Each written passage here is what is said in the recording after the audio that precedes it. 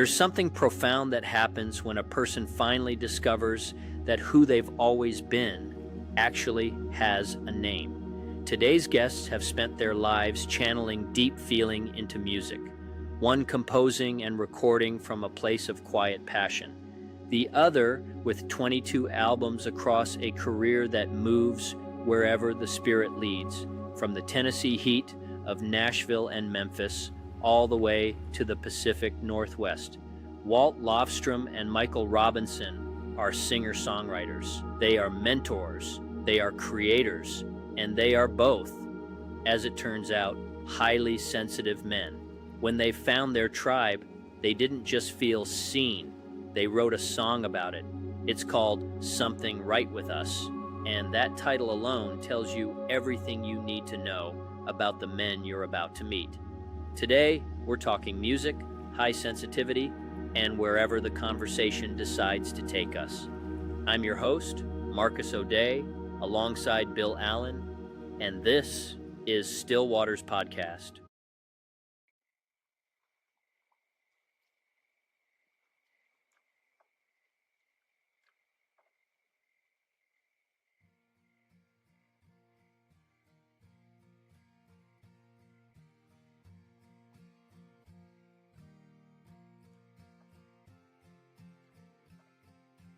Life's too short, it's been so long.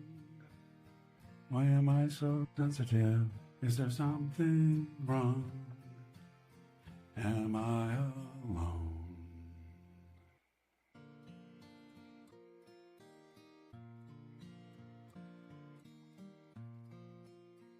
If you find yourself feeling there's something wrong with you because you're more sensitive than others, there's some great news. You may be like us. We were born into a rare population on this planet with a gift rather than a curse, a trait known as a highly sensitive person.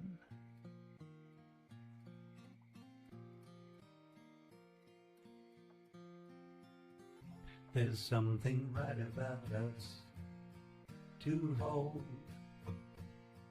and feel deep down inside of us.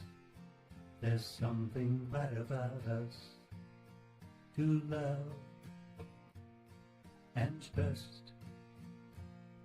Deep down inside of us, there's something right about us. There's something right about me to hold and heal. Deep down inside of me, there's something right about me to love and trust. Deep down inside of me, there's something right about me. There's something right about you to hold and heal. Deep down inside of you, there's something right about you to love and trust. Deep down inside of you, there's something right about you. There's something right about us to hold and heal. Deep down inside of us, there's something right about us to love and trust. Deep down inside of us, there's something right about us. Something right about us and you and me. Deep down inside of us.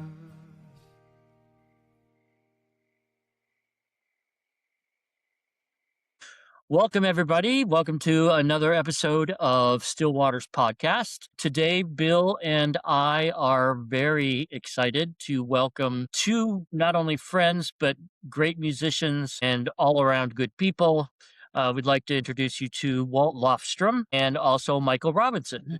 And today, we're going to be talking a lot about their journey into the sensitive world, I guess. And they've also written and played a song called Something Right With Me. We'll share that video as well, and we'll get to talk about it. Welcome, gentlemen. How are you?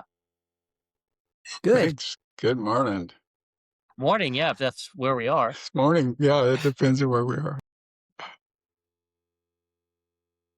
So let's start off by Bill and I know that you both are relatively finding out now about your sensitivity.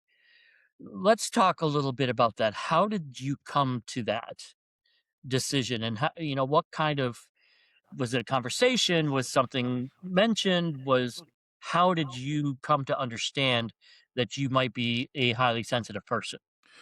Before you start, I would just say this is becoming a segment for us at the beginning, especially when we're talking highly sensitive men. It's your HSP man origin story or journey or whatever. So yeah, So yeah, please feel free to share. yep, jump in whenever you're ready. Walt introduced me to the concept. Okay. And so that makes my explanation relatively simple. I just thought I was wackier than everybody else in the world.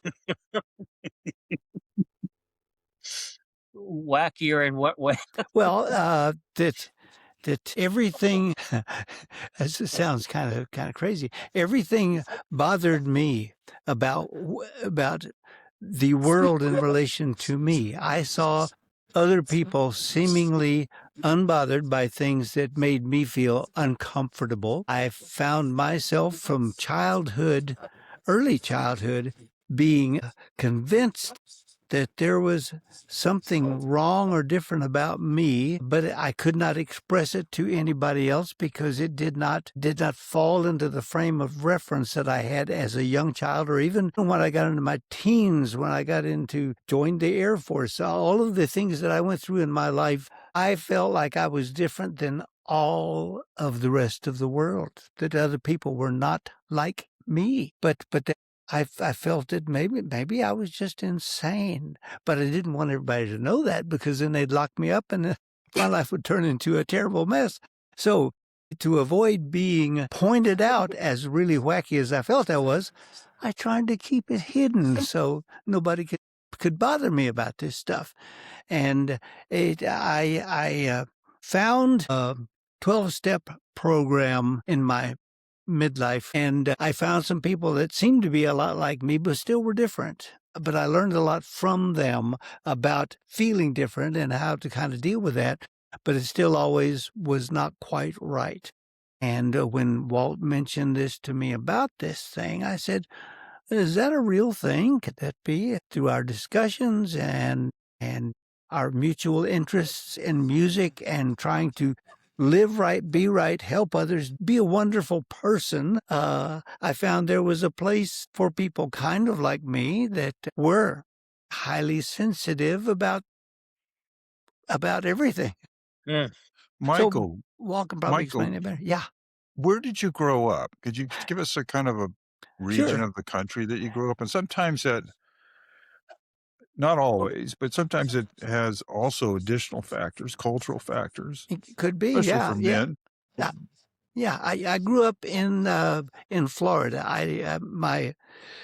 My grandparents lived. I had a little farm outside of Tampa, Florida, and I spent many of my early years there, not with my grandparents, with my parents. My dad had gone on the Merchant Marines and was gone for on during the Second World War, and my mom and myself and my younger brother stayed in the house with my grandparents while my dad was overseas. But then he came back, and we We got our own house separate from their place, but the culture that I grew up in was very Southern. And my mom was a Southern Baptist. My dad was a Catholic trying to do things the right way for him. And the two of them, with the influence I had of the Baptist church and the Catholic church, caused confusion in me again, because all of my cousins were Baptist or close kin to that, and my dad and myself and my younger brother,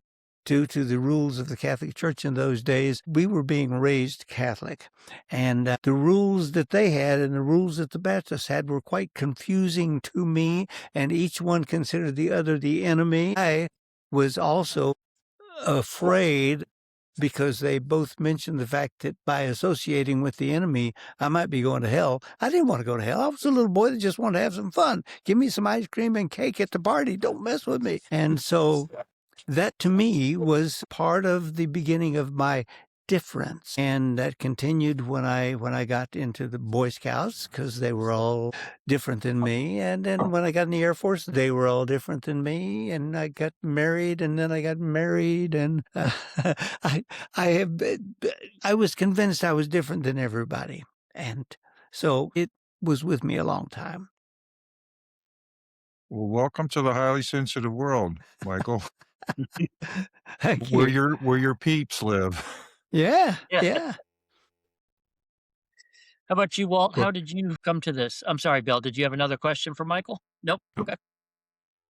Well, Michael, thanks for telling my story. A lot of it. It just felt different my whole life. And then I got into a 12-step program as well, because I was using it to squash down that sensitivity, so I'd be normal, and that didn't work, obviously. And you mean alcohol, right? By that? Alcohol, yeah. Yeah. We hadn't said it, but that's exactly. I'm a recovered alcoholic, but I've been sober 48 years. So I thought to myself along the way, with mentoring people, everything would be just hunky dory, and that's an old term. Everything would be just great, and I would feel better, and everybody else would feel better around me, and it just wasn't true. And I learned later that you can recover from the addiction to alcohol, and there's more to be revealed. Even that program says, there's a lot more spirituality to be discovered. It's all different. So what did happen for me, or did you have a question? No, okay. What did happen for me was I was in I'll say an internal family systems master's group, a coaching group. And a young lady that I did not know, she was new to our group, and I've been telling our group for a long time, there's something wrong with me. I just feel there's something wrong with me.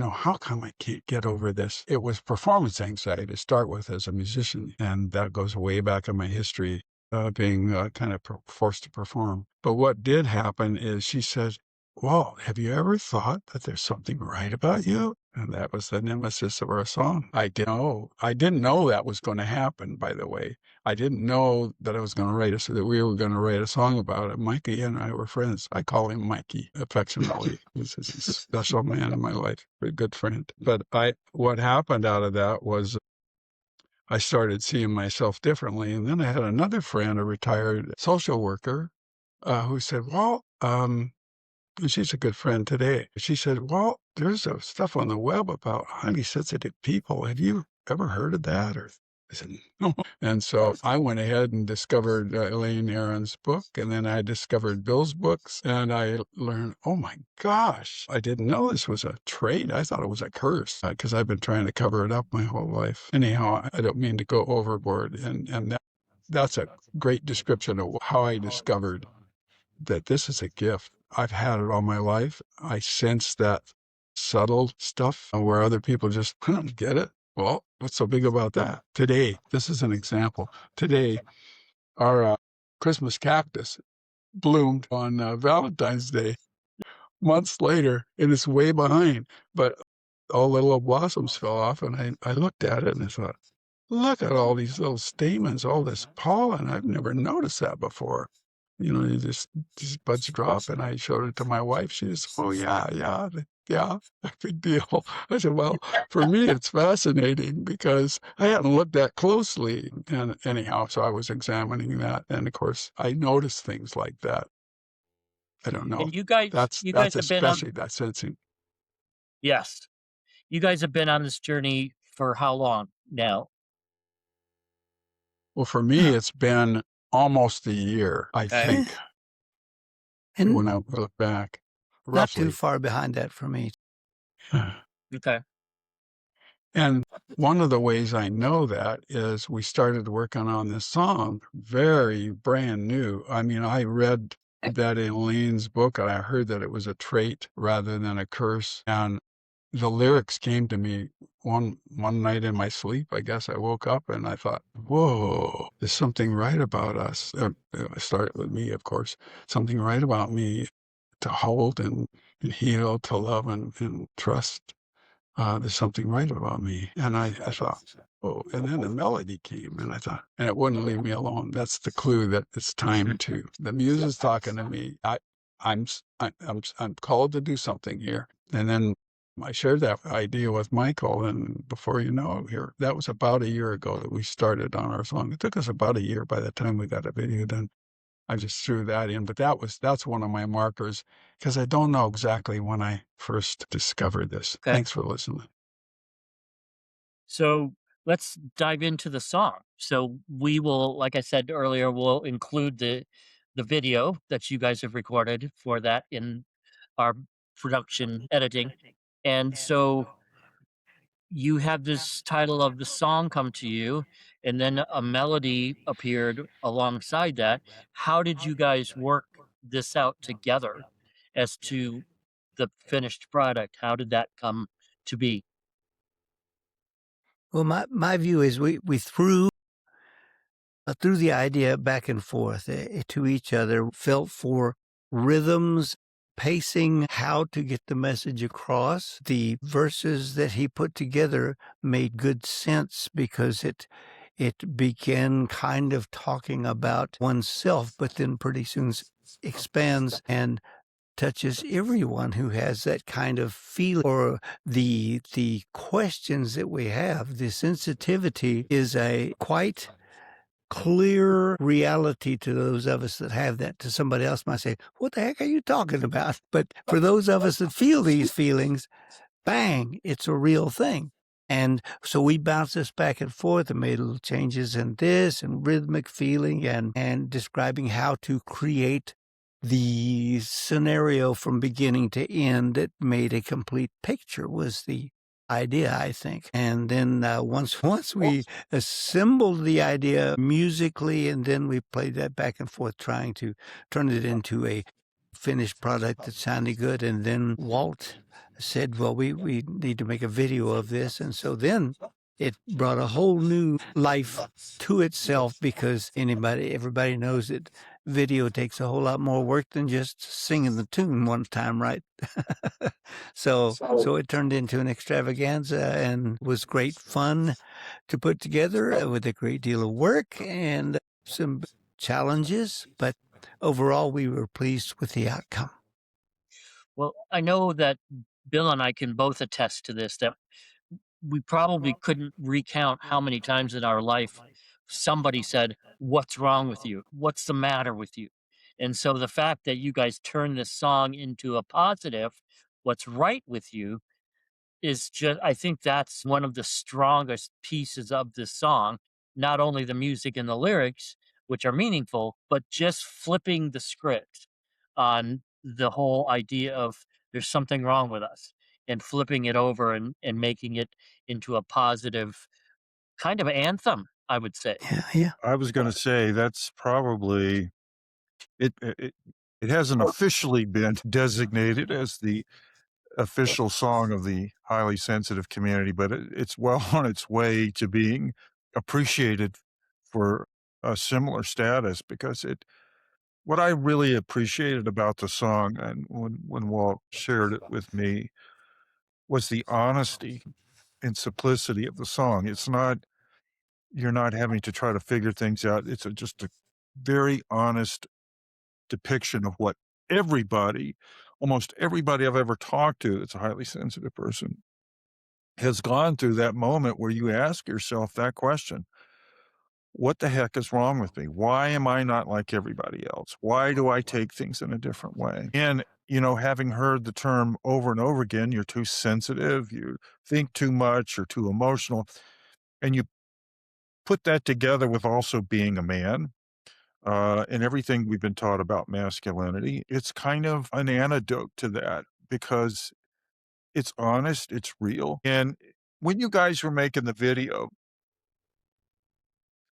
Walt, you did a great acting job because you started out with this very forlorn, almost, singing the question, and then realizing that at some point it's dawned on you that there's not anything wrong with me, that there's something right about me. And your countenance changed and your voice started picking up and we're singing the song as almost as Marcus said, like an anthem. It's a statement, really.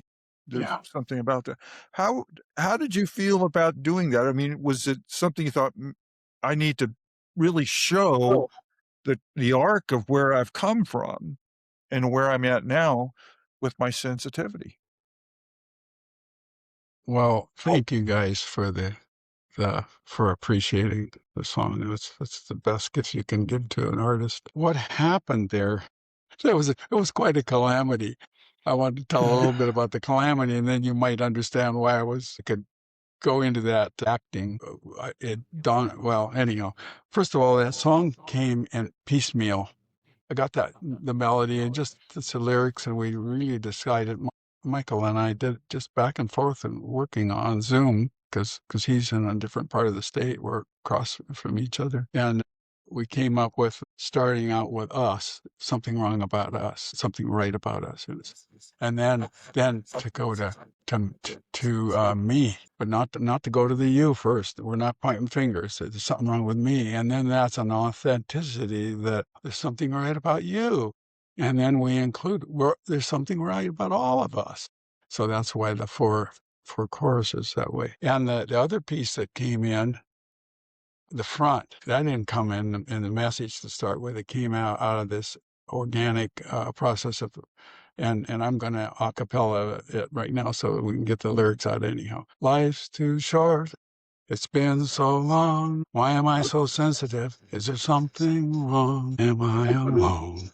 So that's a boy, I get goosebumps just singing it. Because that's how I felt. That's how I felt. So then there was and then the end, and then Michael shared, because if it was just that piece of the song, as newcomers wouldn't understand, well, what does this have to do with anything?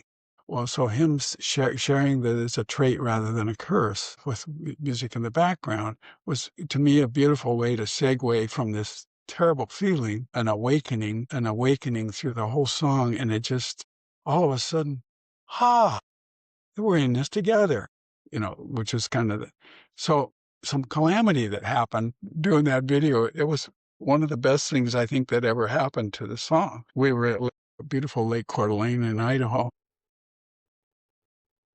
My wife, she's completely opposite to me, and I don't always like to listen to her, but she says, guys, we were building the campfire, by the way. We were going to have the campfire in front of us with a camera showing the campfire and a small campfire and us. Well, the woods was burning down kind of quick. It's kind of dry. So we had to stoke it a couple of times, and we were all set up. But meanwhile, the sun is setting. I don't know if you guys want to hear this detail, but it's what happened. The sun's setting, and shoot, we better hustle. And Barb had told us, and I think Michael's wife too, said they were sitting off on the beach. But they said, the wind's going to change. That smoke's going to be in your face. So we were all set up, and dang, if the smoke isn't blowing in our face, what are we going to do? So we had everything. We had to move our cameras, move us. We ended up just sitting on a log. Quick, let's get this thing. But then so I was stimulated, overstimulated, which I can sound like I am. But boy, did that come quick. And so we did basically one take. And what happened was when I ponder this song and ponder the message that I got as a kid, what's wrong with you? You're too sensitive. Or I'd be performing and you made a mistake. Come on, you can do that over. You can do that right in front of people, friends. And they say, oh, Walter, you don't have to do that. Oh, dad. Oh, yeah, he does. My dad. And he wanted me to be tough. You know, they were in a logging and mining business. My grandpa had a logging company and they were all tough, you know, John Wayne. And I wasn't that way. And they tried to make me that way. So when I now to the point of that intro of the song, I really was feeling that out of overstimulation with having to change everything. And when I sat down and Michael and we might have done just a quick checkup tuning and then we did it, I was feeling that. I was feeling that almost like I'm damn near made a mistake again because I didn't listen to my wife. If you know what I mean. So I was really back into that. It wasn't just acting. But later on, I showed it to my family, and my brother said, "Why you were really quiet. You were really looked upset. You okay?" I said, "Yeah." I said, "Just acting." But it wasn't just acting. It wasn't like I followed a whole Hollywood script. It was what I grew up with. That's how I felt growing Well, up, and as a man too. Thanks. it's almost, Walt, the song called for it, right? You know, Yeah, you've it did. seen many artists who sing songs, and it sounds to me like they're experiencing the love, the pain, the anguish, whatever in the song. And so that's almost to me just like taking a professional angle with that by showing the emotion while you're playing it as well. And I thought it was good. Excellent, actually. And I would have never known about the smoke. It just never dawned on me. But the thing about it was a beautiful location. My goodness, it's beautiful. Love living up here in the PNW. But it was the song, you know, I started zeroing in on the lyrics and the song and what was coming across. And I certainly hope that's one of the things people take away, is the most important part of this is the honesty of that arc you are making, transforming from kind of a big question mark. Who am I? Why am I different to actually coming to a point of acceptance? And that's something I think any HSP can hear. And as you remember, I shared this with my daughter-in-law as young Yes. musicians that she tutors and works with. And this one little girl just absolutely snagged it. And she did a rendition of it I shared with you guys. But that's the kind of effect that it has on sensitive people is it is an anthem to acceptance. So it was beautifully done. Beautifully And I'd done. like to add to that, Bill, and say Thank you that so much. it's actually got a universal appeal to it as well, because every person on this planet has probably at one time or another tried to figure out why they were so different from somebody else or how come they couldn't fit in or how come. I mean, it's got all of those themes embedded in the song. So yes, it definitely appeals to the highly sensitive person because we all have personal experiences like that. But I think additionally it'll appeal to people who may not identify as highly sensitive, but just how they were the black sheep in the family or how their life went a different direction than their siblings or whatever it might be. So I applaud the universality of it, especially when our audience gets to listen to it and see the video. I think they'll agree. Well, what kind of feedback have you guys gotten? Have you heard anything that, all that I've heard of it from feedback for the song has been very positive. So are you also getting the same kind of feedback too? Yeah. That's what I hear from folks. They say that's meaningful stuff. For somebody to say that about a song means it communicated, because that's my experience in songs. Things that knock me out. I feel like I have pretty common tastes. So when a song brings me to tears, or an event brings me to tears, I am convinced to this day that there are other people that can feel what I feel. I'm not the only one like that. But I used to think I was sissy was the word when I was a kid, that if you cried because something was so beautiful, people said, what's wrong with you? Listen, come on now, throw that ball back there. And, going through the mental anguish of being the last one picked for dodgeball, there's that feeling of, oh my God, nobody wants me. Nobody wants. So it's that kind of thing. And if you're sensitive, you record that in your book of memories. And as we grow older, our book of memories grows too. And when we have a lot of those things that occur, we make a grand decision that obviously we're not as good as everybody else, or we wouldn't be feeling like this. Hey, that sounds like a sensitive person. It reminds me, I don't know if anybody here today knows who Janice Ian is. Oh, She was a folk artist back in the 70s. And she did a song called At 17, which has a lot of similar themes to this song that we're talking about. And I'll tell you what, that song, At 17, made me cry every time it came on the radio because I identified with it. I don't cry so easily now, but your song has a similar effect on me. It just really is got that power behind it because it's so presuming, I guess is the word. It doesn't try to be anything. It's just what it is, and it's done in an authentic way by two people who have felt those things deeply. So I think that to me gives a lot of the value to the song, is that it is so authentic and so powerful. And being such a quiet type of song, there's no raucous party anthem in there anywhere. Well, I think what it does too is it speaks to, as you mentioned, I remember that song by Janice Ian. Also remember the song by Roger Hodgson called Logical Song, which was the chorus said something about, please tell me who I am. And I thought, wow, that encapsulates that feeling of being a kind of an exception to the rule, being excluded, being an outcast in other people's eyes because you're different. And this song captures that feeling as well, that, that highly sensitive people, most highly sensitive people I talk to have had that experience of feeling like the odd person out.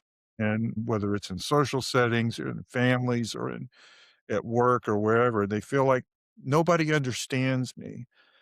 And what's lovely about this song is that it comes to a positive conclusion that I'm okay, that it's all right, that I'm good. And that is truly a message that highly sensitive people, generally, highly sensitive men specifically, need to hear. That you're all right, just who you are. There's nothing wrong with you. This is not a disorder. This is not a malfunction of your brain or anything else. And you guys capture that so beautifully. Cool. So I'm going to ask you a question, which I think the audience is probably already thinking. What's next? Have you got more songs coming? Are you planning an album? Are you going to do a tour? Are you going to go around the world? Or what's up for you guys next with the songs? I want to make a quick suggestion before you start, Walt, you said something a little while ago about I'm not the only one. And I immediately thought there's a song title for you for your next song is I'm not the only one, and continue exploring the same, similar themes. Yeah.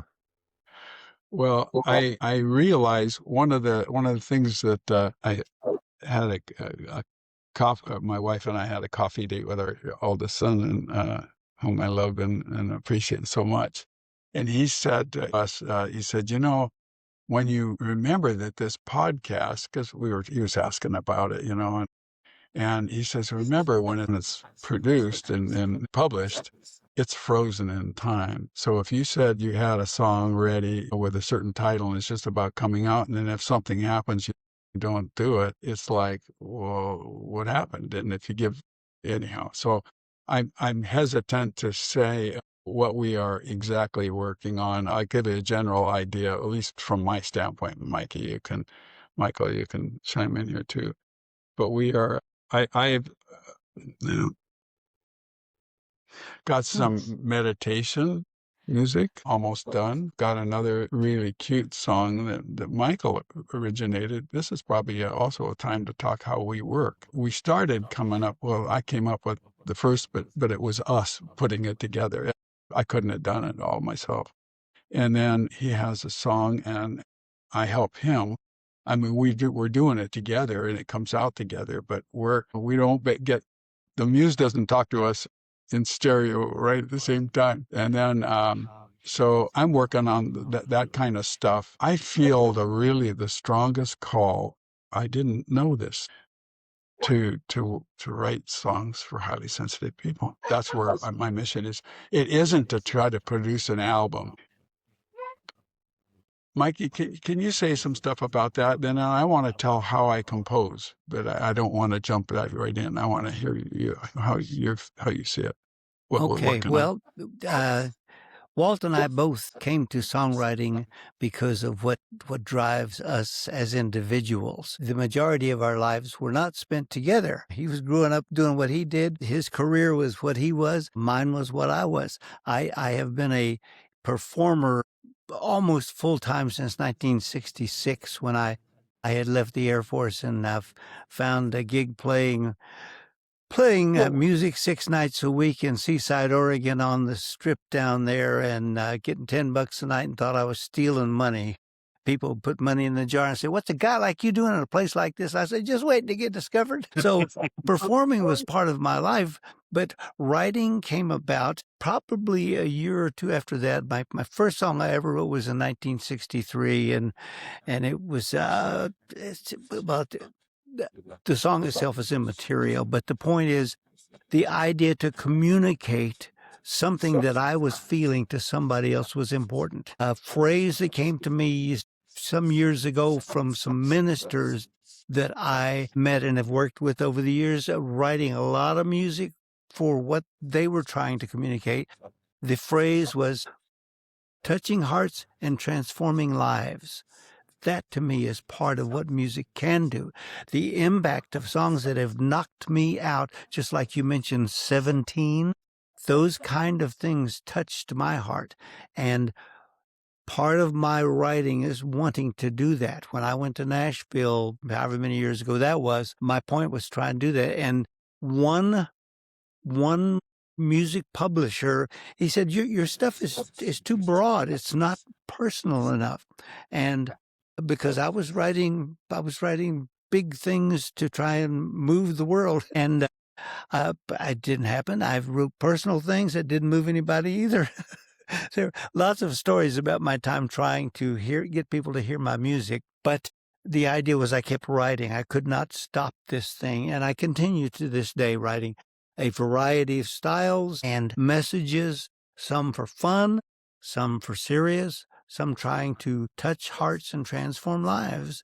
And the communication that Walt and I have had about this is we both agree. We want to touch people who are open and hoping for something to touch them. And so that's part of why we do this, not to create a ton of albums, to create a piece of music that does that job. You know, we talk a lot about creativity on this podcast, and it will be a big theme for us.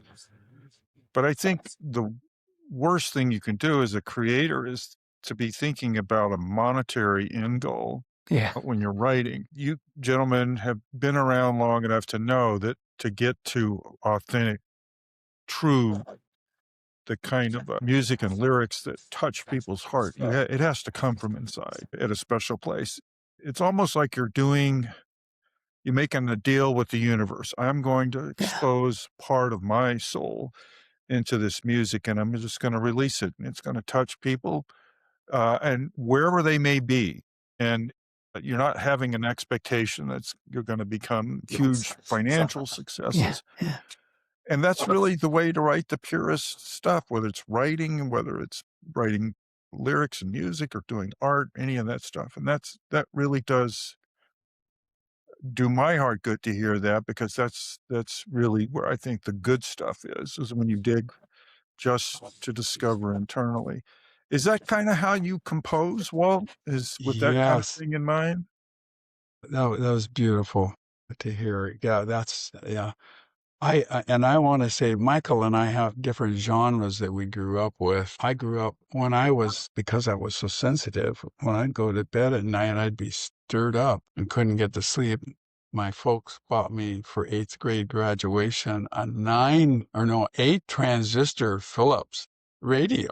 Boy, that was something, and I could turn it down all the way, volume on low, and listen to jazz from KSL, Clear Channel jazz from Salt Lake City, and I could hear jazz. I was up in the mountains, Cascades in central Washington, um, and we didn't get much reception. We got a lot of cowboy music, but and I would listen to that. So my heart, I played in jazz bands growing up and played uh, accordion, trombone, guitar, keyboards, and I even had a song camp. Uh, if you get my email, you'll see it's a song dash camp. Camp was a creative arts mentoring project. That was my retirement project with kids, at-risk kids, grade school kids. And some of the stuff, one of the songs that came out of there really touched me.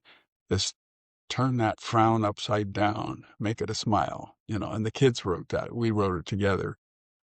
So I was into writing like that. But how I compose, I don't know if the audience knows Bob Ross, but on PBS, The Painter. So he doesn't just come out, wham, here's a lake scene. He says, well, let's get a little bit of, you don't even know what it's going to be on a canvas. Here, a little bit of paint here, a little bit here. And over here, I kind of see, maybe there'll be some green and, oh, here's some blue and we better put some white up on those for clouds. You're seeing the picture develop. That's when I compose. I don't say, okay, here it goes. We're going to record it all the way straight through. I am a performer too. I get performance anxiety, I guess. But when I compose on my keyboard, I have a Yamaha keyboard right down in front of me here. I literally paint. I'm painting a melody. And as I'm doing, so this is to me the important part. I don't necessarily know what notes or tone or touch I'm going to have until I'm there. It's like painting and watching this painting unfurl. Oh, and I'll back up. That's the beautiful stuff with editors now. I can back up audio editors. I back up and I change it and I'll change the volume. And then I go to the next little segment. Sometimes it's 4 bars. A bar is musical thing. But usually it's just a couple, just small. So I'm making a painting and then I'll listen to it. And if it isn't from my heart, if it doesn't feel right, I'll do it again, right over it. But finally I come out and then I typically, how Michael and I've worked, when I get a melody, I'll edit a draft of it and share it with him and say, what do you think? And he'll come in with ideas. And when he writes music, he as a performer, he'll typically go pretty much all through the whole thing or a good big chunk of it. And then he'll share it with me and I'll say, yeah, well, and we'll give each other thoughts. Does that answer your question in terms of how I But compose? yeah, it sounds to me like obviously you guys are collaborators and I love that use of Bob Ross. I can remember I used to sit my kids down in front of a TV and they would watch him and it would be entertaining for them to see this picture come to life. Little dab, little squirrel over here, little It was a there's an happy little eagle coming squirrel. down, right? That kind of stuff. Not only was he animating, so to speak, on the canvas, because they're sort of animating in his way of expressing that, but that's a great way of describing your creative process, and that's like I said, it's something that's important to both Marcus and I to share with our audience about that you're both highly sensitive men, you're observational, you pick things out, you see things, you hear things, and so forth, but you're also in a process of discovery when you're creating. It's not like you're really trusting all those components, your background in music, your understanding, all your life experiences and everything, and just kind of letting that flow out of you. That Yeah. flow state to me is the essence of creativity. Yeah, I agree. And don't forget that Wow. Bob Ross called them happy little squirrels. They Oh, weren't happy quite little squirrels. squirrels. Yeah. No, That's there's They no were happy depressed little squirrels in squirrels. a Bob Ross painting. I tell you right now, he paints them right out. that's Well, I funny. know something that I identified with what you're saying, Walt, is that as a writer, I've been known to finish writing a novel. You're talking 400 pages or so, and then turn around and scrap the whole thing and start over because there was some piece of it that just wasn't working in the composition. And so I would do it all again. And, I think that as a sensitive person, my creative process is similar to yours, it sounds like, in that each piece has to be pretty specifically correct in our heads for us to be okay with it. Yeah. Yes. Well, Well, thank you for reflecting those. yeah, well, that's great to hear. And like I said, this is one of our themes of this podcast is to speak about sensitivity, but also sensitivity and the creative process too, and how that applies. And that, as Marcus has alluded to, a lot of times it isn't just sensitive people that follow that same process. It's any kind of creative person, whether they're sensitive or not. Yeah. Well, it's about time we're going to have to wrap this up. Is there any parting words you would like to share with younger, creative, sensitive men or women out there? As you said, this experience, your journey is starting to evolve now, and you're finding that as you've done this, there's a purpose underneath it too. It's almost like Yeah. finding a little hidden gold nugget down there, utilizing your skills as musicians and composers. What would you offer a young, highly sensitive person who's thinking of embarking on a creative career? Is there any little words of wisdom that you can share that you've learned?